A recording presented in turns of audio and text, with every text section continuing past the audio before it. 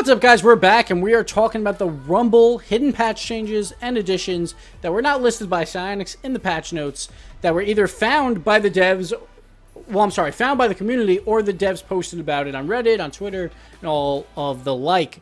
So let's get right into it. First off, the major one. Well, actually, there's two major ones in this one, but we'll get to it. First up is ranked fixes. So the old system has some changes to it in the new system. Basically, Psyonix wasn't too happy with some of their ways that they implemented the newer rank system, which was last patch.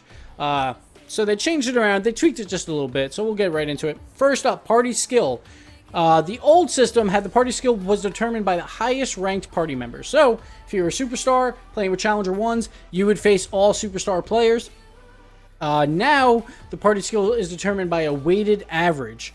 So in basic terms, it's not exactly average skill, but it's like average skill plus the highest skill of the party divided by 2. Now, this isn't the exact formula they use, plus they're modifying the formula pretty much all the time, I think, because I don't think they need a patch to fix that, but they're constantly watching it to see where they want to make that sweet spot. So now, in that same instance of Challenger 1 and Superstar, you would normally be like Challenger Elite level with average skill.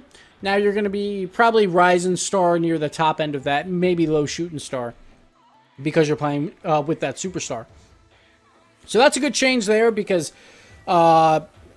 basically they saw if you played in a party and there's a big rank disparity, you were losing a ton of games, which makes sense. But the main reason why they wanted to change it was because it also considered the game as an even match for everyone in the party, so it didn't really make a lot of sense for lower ranked people to party up that way. Plus, they want fairer games. They don't want you to lose a bunch of games if you're trying to do you're playing with a friend and you're playing Challenger Elite with a Superstar. So they want to make it a little bit more fun for everyone with fairer games.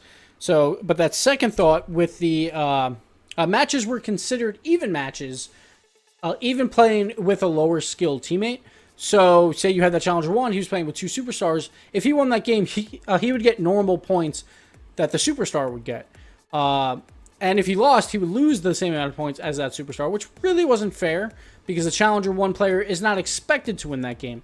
So now instead, the Challenger 1 would gain more points if he played 2 Superstars, but in that case, he would probably be playing right around Rising Star players. So he would gain more points for that in the new system. He would lose less if he lost that game. So even if they still lose, say they go, I don't know, they have a 40% win rate, he'll probably still gain some points from it, because 40% win rate when facing tougher competition is actually pretty good. So he'll probably still gain a little bit of rank based on that. And then win streaks and loss streaks were implemented in the last system. They were a little too extreme, though. They took out loss streaks completely. They toned down the win streaks a lot. So now there's a lower maximum on the rank that you can face when on a win streak. Plus, it takes longer to kick in. So you'll be seeing a lot more fair games. But if you are going on that really hot win streak, you're still going to face 2 or 3 ranks higher than you when you get to the extreme levels. But at that point, if you won that many games, you probably deserve to be in that area. Plus, you get the win bonuses from that, so it's not that big a deal, and you lose less based on that as well.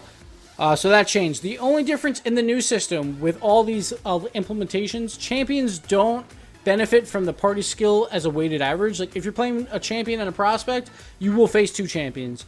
So champions can't really try and boost up based on that.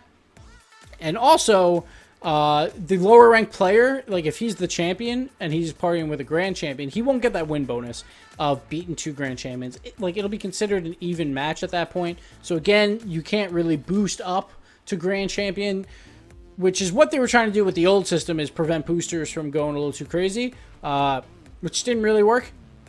But, it did work, but it was too extreme. And so now, in this new system, it's still, negates boosting to an extent and still helps everyone else out to make fairer games. So that's always nice. The other thing is, in casual play, the average skill plus high skill is toned down a bunch as well. So it's closer to average skill, because they want you to have a little bit more fun in the casual playlist or unranked playlist. So that's always good, because that really killed unranked, is when friends want to play together, but if there's a big rank disparity, then they're just going to lose a bunch of matches, because they're going to be facing all that top end of that player. So it was no good. So hopefully this fixes that. So that's always nice. But again, I'm surprised Psyonix did not mention these fixes in the patch notes. It's really strange. Next up, we got some small notes before we get into the other major one. The crates, they're on a different system of like an item drop rate, but they didn't mention what that system was. Now, of course, we all know crates are pretty rare to get. There's no way of knowing the percentage of drop rate, but they do have an infinite drop rate. So there's no 10-hour rule like other items. When you play 10 hours in a week, you cannot collect any more new items like the uncommon items or the rare items. But with crates, you can do that infinitely. The main reason why they did it with the other items is because they didn't want AFKers just trying to farm items, which is what they got with crates. So now there was a bunch of AFKers, but the report system actually works now, which I didn't mention here, but they're actually looking at the report system. They are starting to ban people for 24 hours for unsportsmanlike conduct with either the AFKing or if there's like harassment and stuff like that. I haven't seen any bans longer than 24 hours, but we've seen 24-hour bans for some of the notable pros as well that tried to AFK in crate matches. So, like, if someone's annoying you, like if they're being kind of a dick, go ahead and throw a report their way. It looks like Psyonix is starting to see those, and maybe that person will get a 24-hour ban. Next up, crates can be found in online public games, not in private matches. Now, this is known for all items, but they didn't mention it, so I figured I'd just throw it in there. You cannot farm for crates in private matches.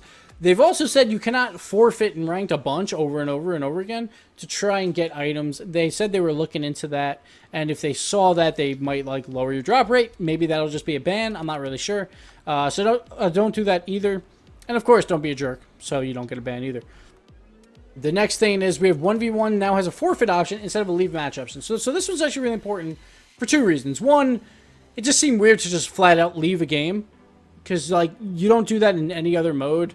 It seems kind of like, oh, like I'm a sore loser, so I'm just going to leave the game. Instead, now, like, you can forfeit, like, hey, GG, like, you got the better of me. The other thing was, people thought you might get a 15-minute ban for leaving a match no matter what playlist it is, but you didn't get it if you were in a 1v1, which, again, was not really stated anywhere, or at least not, like, anywhere that people really look.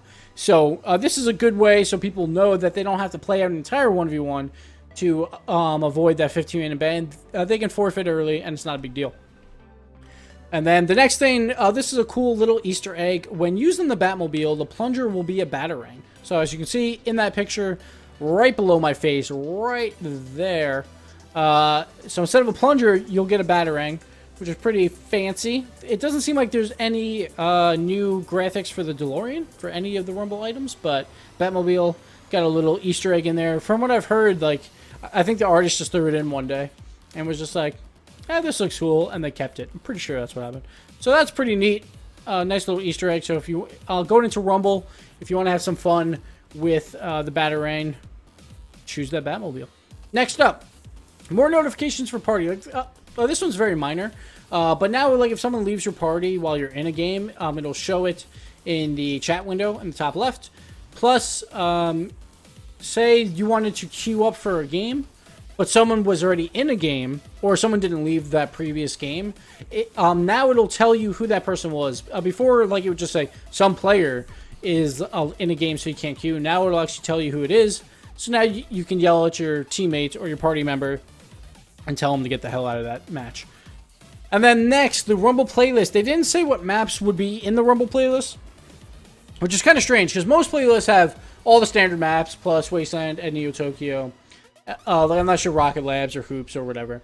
But before patch 1.23, which was a very minor patch, the Rumble playlist only had DFH, Urban, and Neo Tokyo. So there's no Manfield, no Utopia. What was the other one? No Wasteland, which is the big one, because it seems like they're trying to push Neo Tokyo, but not trying to push Wasteland. And there's probably some other one in there that I forgot. Oh, no Beckwith Park. But then they also added 2 Rocket Labs maps in the patch 1.23, which was a very minor patch. Came out roughly a week after the first patch, I think. Maybe a little, like 5 days after. Which added Octagon and Pillars, which I think Octagon is probably the best Rocket Labs map they have now. It's very similar to the normal playstyle. It's just wider. And like I think that one could see like professional play really, really quickly. And they also added Pillars, which is more of like a fun map, to the Rumble playlist. But I don't know why they don't add more of the Rumble, the Rocket Lab maps to Rumble, since Rumble's a fun playlist anyway. Like most of the maps work really well with it because it's just Rumble. Like, but that's what they've added. It's pretty nice that they added 2 Rocket Labs maps. Of course, I always want more maps. Always add more maps, but we'll take it.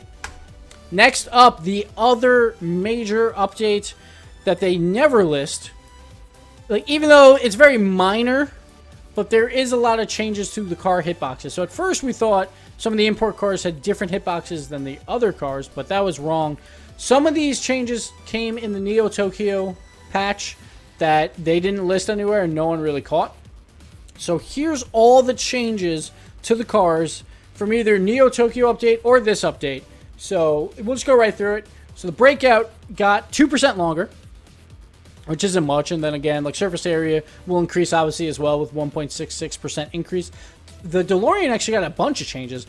Got like close to a 4% length increase, but it also lost about 5% in width, which is a lot. But the height increased a ton too, 5%. Which I wouldn't say is a ton, but it's like noticeable. Which concluded with surface area of just a little bit over 1% increase. I always like the height changes on the hitboxes. Like I think that determines more than maybe length and width, because it changes your angle on ground shots. So that's a decent change. Then the Gizmo, he's slimming down at the wrong time. You know, like summer's over. Like you're supposed to stock up for winter, but he's slimming down now with 3% less length, 3% less width, and almost 3% less height. Surface area 6% less. So he's trimming down. He's trying to, you know, like he's done with the fat shaming that everyone gives the Gizmo. He's a little upset, so tried to lose some weight. So good on him, Gizmo. Down 6%. I like it. Next up, we have the Paladin.